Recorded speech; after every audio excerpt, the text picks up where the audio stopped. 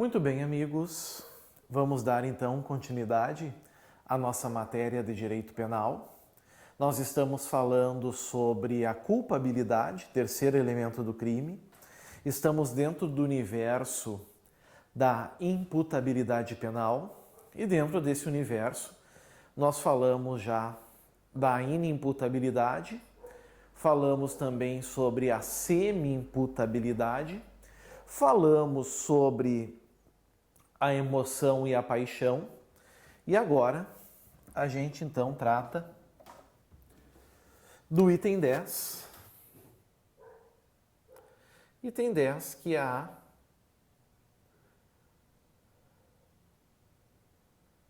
embriaguez. Com aquilo que nós falarmos sobre a embriaguez, nós vamos estar terminando o primeiro elemento da culpabilidade, que é a imputabilidade penal. Bom, pessoal, para falar sobre a embriaguez, a gente tem que começar com um conceito. Então, eu já convido vocês a colocarem no caderno aquilo que eu vou ditar. Escrevam, por gentileza, assim, ó.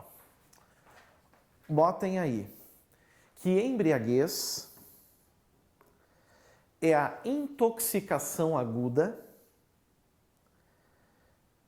Embriaguez é a intoxicação aguda produzida no corpo humano. É a intoxicação aguda produzida no corpo humano pelo álcool ou substância de efeitos análogos. Pelo álcool ou substância de efeitos análogos, vírgula, apta a provocar a exclusão,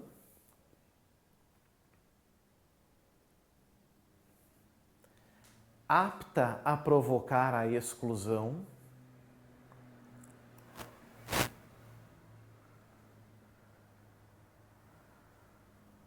da capacidade de entender,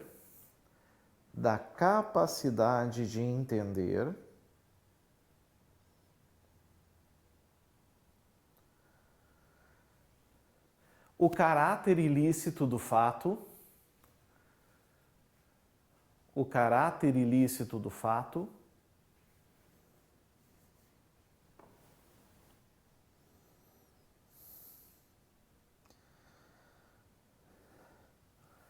ou de determinar-se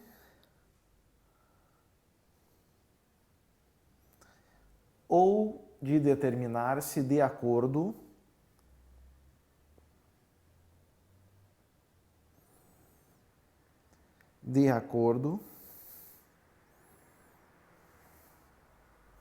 com esse entendimento.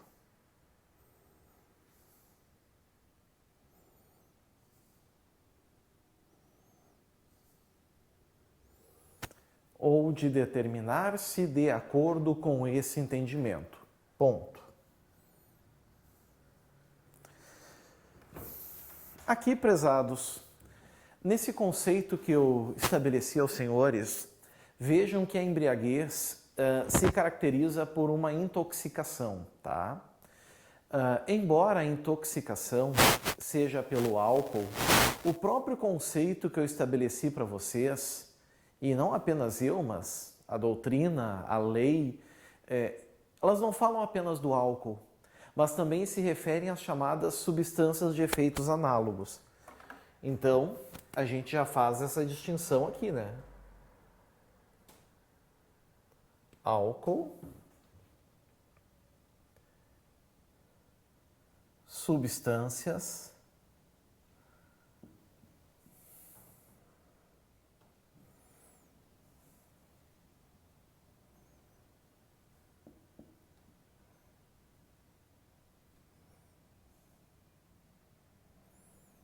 de efeitos análogos. E essas substâncias podem ser, inclusive, de fora do rol da Anvisa, desde que gere essa intoxicação. Estou falando, por exemplo, do éter, do clorofórmio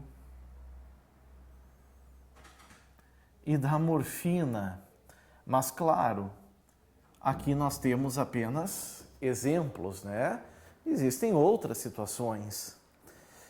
Também é importante estabelecer uma coisa. Como nós estamos falando de uma intoxicação produzida no corpo humano, é evidente, pessoal, que se exige o quê?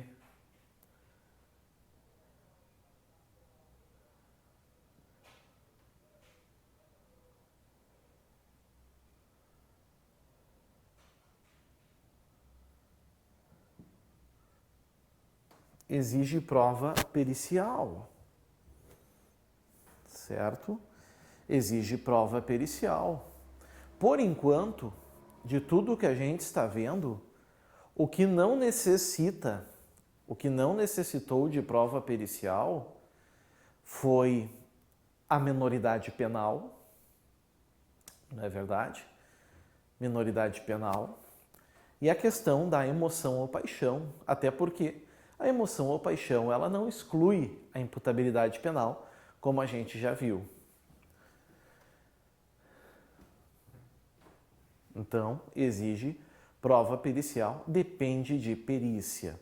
Outra coisa que a gente tem que cuidar. Aqui, pessoal, a embriaguez que nós estamos trabalhando é a chamada embriaguez aguda.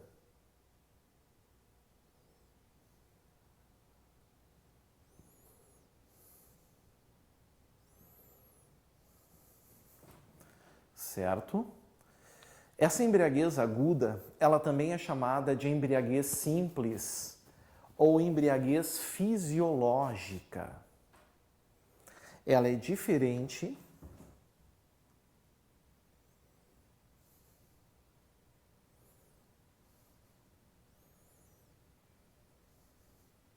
da chamada embriaguez crônica ou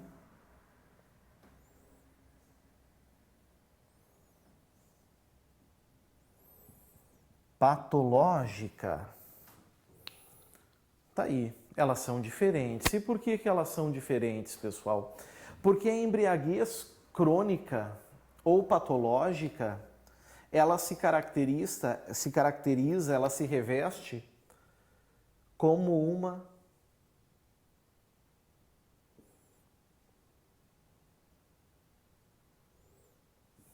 doença mental. E aí, se ela é uma doença mental, nós vamos tratar dessa embriaguez aqui lá no artigo 26 caput.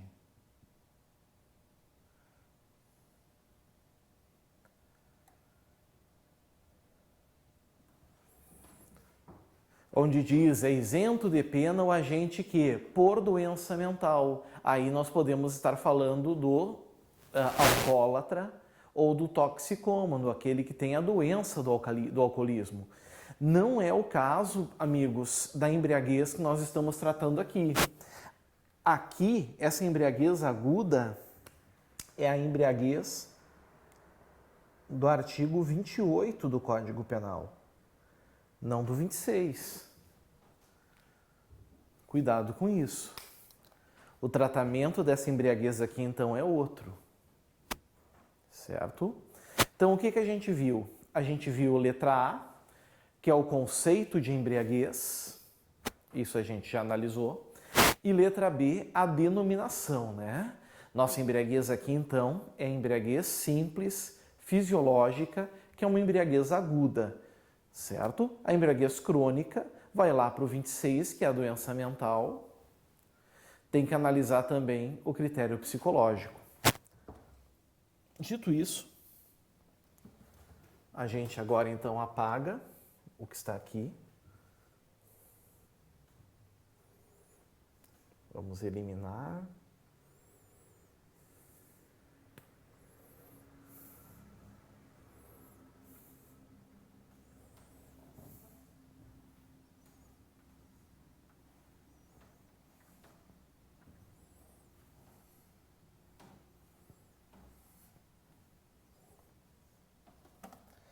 E entramos agora então na letra C, já foi também, Letra A foi o conceito.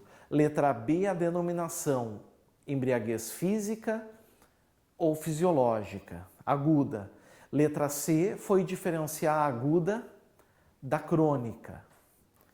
Letra D, nós vamos trabalhar aqui as fases.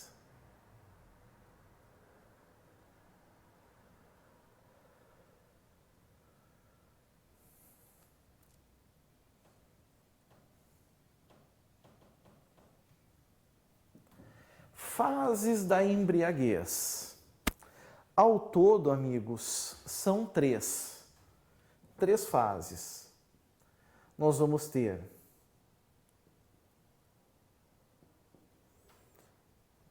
a fase aguda, desculpem. Nós vamos ter a fase eufórica, tomando por base a melhor doutrina de medicina legal, certo? Fase eufórica, a fase agitada e a fase comatosa.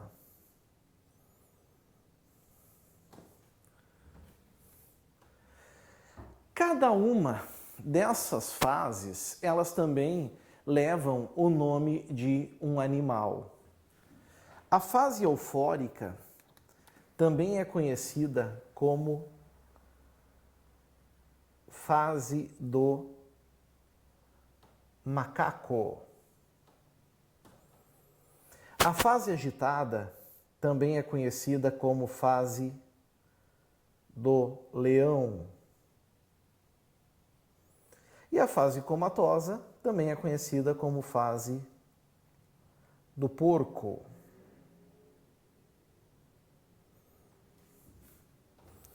O interessante aqui é entender por que cada uma dessas fases levam esse nome, né? Por que cada uma dessas fases levam esse nome? Fase eufórica,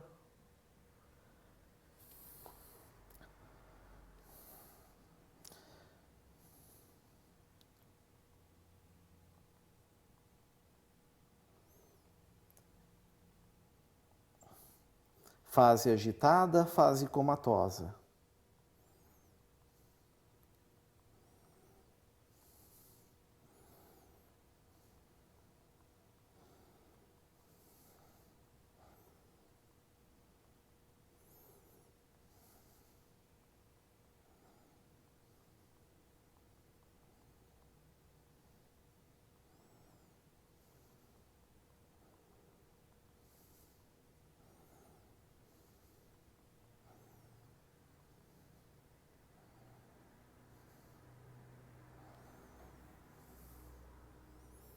Muito bem.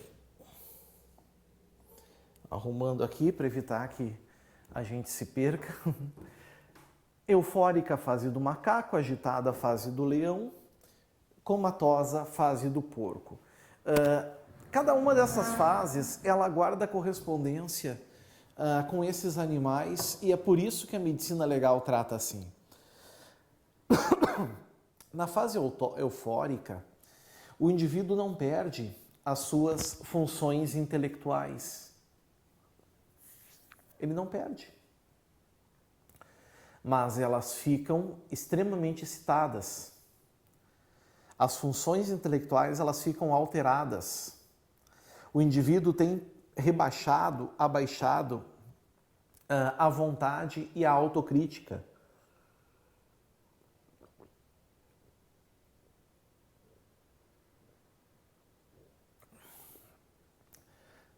Ele fica engraçadinho, né? É o sujeito que acaba bebendo demais, se embriagando e fica engraçado. Existe um certo grau de erotismo na pessoa e nessa fase em que o seu autojuízo, a sua autocrítica é rebaixada, ele pode vir a cometer delitos, crimes. E esses crimes podem ser tanto decorrente de um fazer, ou seja, decorrente de uma ação, como decorrente de um não fazer, de uma omissão. Pode ser das duas maneiras. Então vocês entenderam porque é a fase do macaco, porque ele age igual um macaco. É o engraçado, é aquele que parece que nada cansa ele, ele perde aquele filtro básico. Isso é a fase do macaco, a fase de euforia, por isso fase eufórica, né? Depois surge a fase da agitação, a fase agitada. Por que que leva o nome de fase do leão? Leva o nome de fase do leão porque o indivíduo se sente o corajoso, aquele que pode enfrentar tudo e a todos. Ou seja, nada o intimida. Agora, as funções intelectuais, elas não são rebaixadas. As funções intelectuais, elas são elevadas. O indivíduo acredita ser mais inteligente, por exemplo, do que ele é. O juízo crítico e a memória dele são elevados também a outro patamar. E principalmente, pessoal, como eu disse para vocês, ele acaba sentindo mais corajoso do que é. E é por isso que, nesses casos, nessas situações, ele vem a cometer mais crimes com agressão e contra a liberdade sexual. Assim como a fase eufórica, os crimes podem ser cometidos de forma comissiva, ou seja, na forma de um fazer, como também na forma omissiva, ou seja, se omitindo, não fazendo. Entenderam por que a fase do leão? Porque aqui ele se sente um leão de corajoso. É fácil identificar essa fase no caminhar do indivíduo, né? A marcha, né? Ele perde o equilíbrio, ele anda igual um bêbado, a marcha é desordenada. Há uma grande confusão de sentimentos aqui. Se deram conta? Por enquanto, então, nessa primeira e nessa segunda fase, os crimes podem ser comissivos e podem ser também omissivos. Depois a gente entra na terceira fase, que é a fase comatosa. Por que comatosa? Porque é a fase em que o indivíduo pode sofrer o coma alcoólico. O indivíduo vai perdendo, né? Vai pegando no sono e progressivamente vai adentrando no coma. E nessa etapa, prezados, talvez a situação se torne irreversível, chegando à morte do indivíduo, chegando à morte do agente.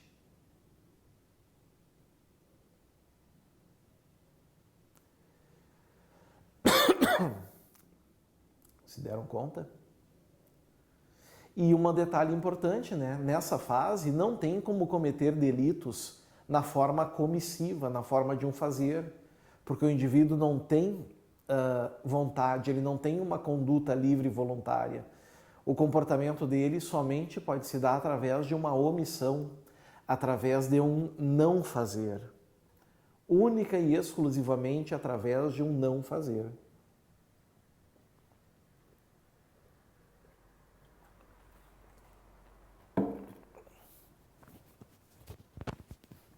Ok?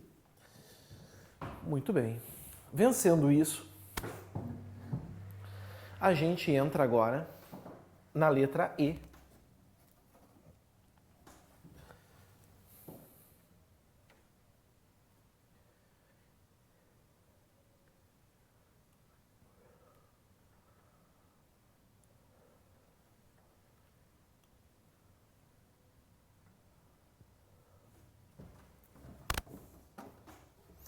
Letra E, espécies de embriaguez.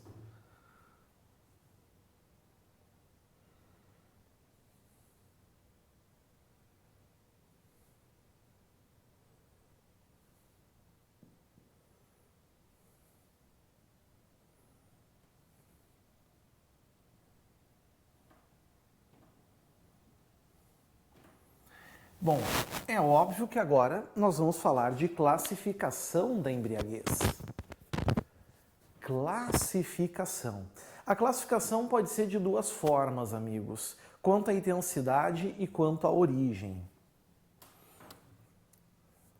Vamos botar assim, ó, E1.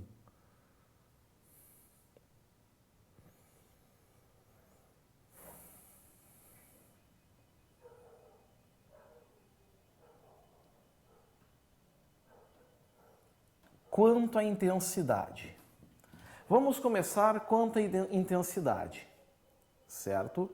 Quanto à intensidade, a embriaguez pode ser completa,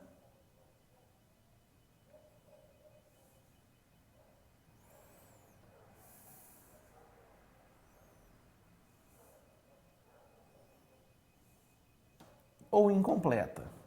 Muito fácil entender a diferença. A diferença, aliás, é extremamente simples. Pessoal, na embriaguez completa, o agente, aliás, não preciso nem escrever uma frase inteira, o indivíduo vai estar embriagado, ter entrado pelo menos na segunda, então ele vai estar na segunda ou terceira fases. Ou na fase agitada, ou na fase comatosa. Nessas fases, fase do leão e fase do porco, nós vamos ter a embriaguez completa. Embriaguez incompleta, o sujeito ficou na primeira fase, ou seja, ele está apenas alegrinho, somente eufórico, que é o que a maioria das pessoas ficam, né? Isso é uma embriaguez incompleta. Então, essa classificação ela é muito fácil. Não é difícil de entender ela. Agora, a gente vai para a classificação mais tradicional.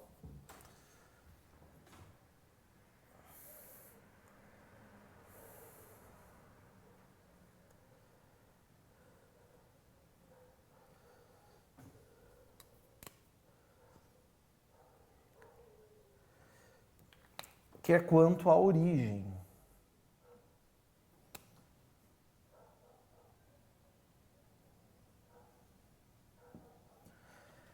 Quanto à origem, pessoal.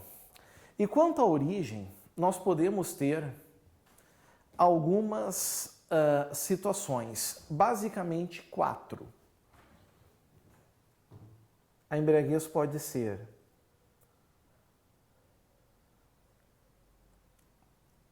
voluntária, ela pode ser culposa,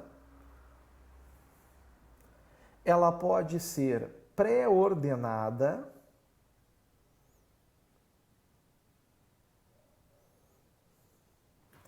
e ela pode ser ainda acidental.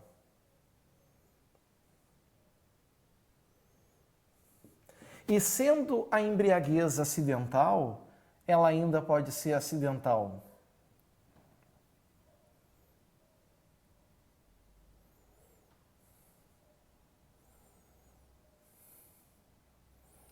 por caso fortuito,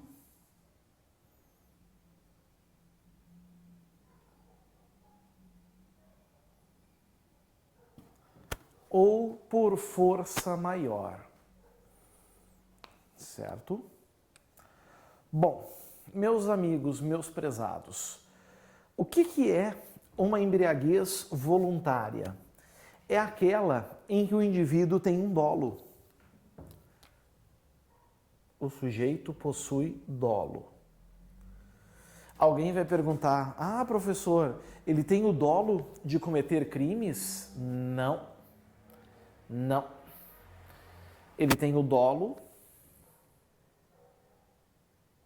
da embriaguez. A intenção dele é se embriagar.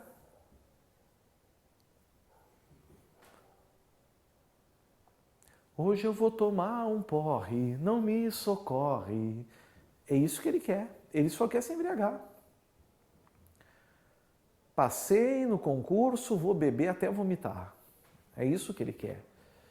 Talvez ele venha a praticar um delito, talvez ele venha a cometer um crime, mas isso não está nos seus planos. Voluntariamente ele se embriaga. Isso é embriaguez voluntária. O que seria uma embriaguez culposa? Aqui, amigos, como o nome diz, existe a culpa. E a culpa é no quê? A culpa é na embriaguez.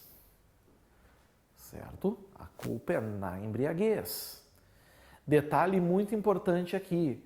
O sujeito, ele quer beber, ele tem a intenção de beber, da mesma forma que na embriaguez voluntária. Só que a diferença é que aqui ele não quer se embriagar. Ele acredita que conhece os seus limites, mas por uma imprudência, beber além da conta, ou por uma negligência, beber de estômago vazio, ele acaba vindo a se embriagar. Isso é embriaguez culposa. Temos mais. Temos ainda a chamada embriaguez pré-ordenada. Nessa existem dois dolos. Existem duas intenções. Nós vamos ter dolo mais dolo.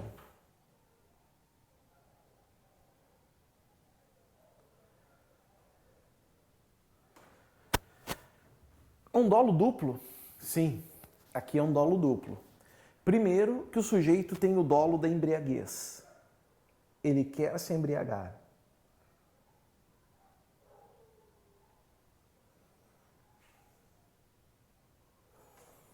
E além disso, ele tem mais um dolo,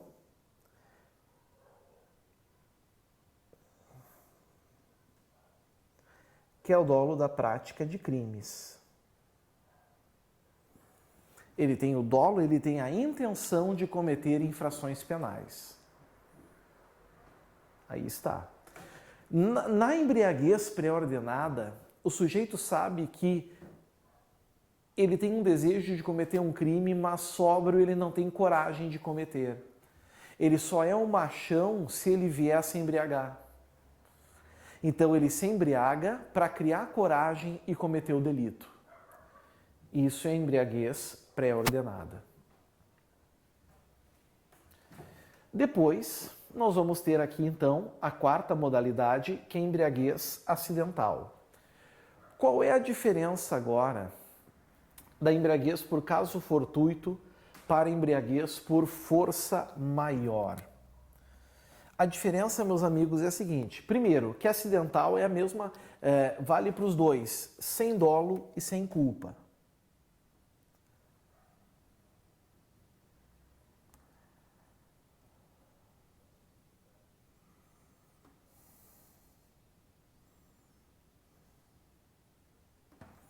Sem dolo e sem culpa, certo? Aqui está. Na embriaguez por caso fortuito, o indivíduo se embriaga por circunstâncias que envolvem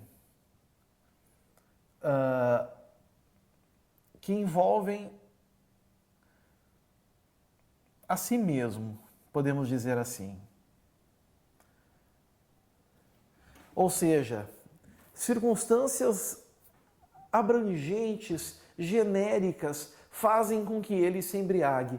Por exemplo, o sujeito mora próximo de uma fábrica de bebidas destiladas. Então, toda vez que ele sai de casa ou quando ele está em casa, o vapor da bebida acaba embriagando a ele, certo? Ou então, algum medicamento que em combinação com o álcool acaba gerando nele a embriaguez. Isso é o caso fortuito.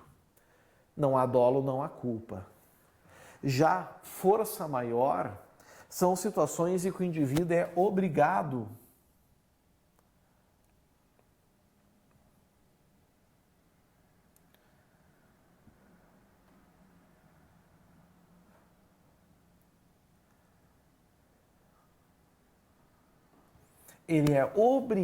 a se embriagar. Ele é obrigado a ingerir bebida alcoólica. Um dos exemplos são os trotes universitários, em alguns casos, ou até mesmo aquele indivíduo que trabalha em uma vinícola e cai em um barril de vinho. Isso seria a força maior. Essa é a classificação. Agora, qual é o efeito jurídico de cada uma dessas situações aqui, de cada um desses casos? São todos iguais? São todos os mesmos? Não, não são. Certo? Mas isso vai ser assunto já para a nossa próxima aula. Não é assunto para agora. Então, é hora de tomar um cafezinho, tomar um chazinho. Daqui a uns minutinhos estamos de volta. Certinho? Valeu, amigos. Até a próxima. Tchau, tchau.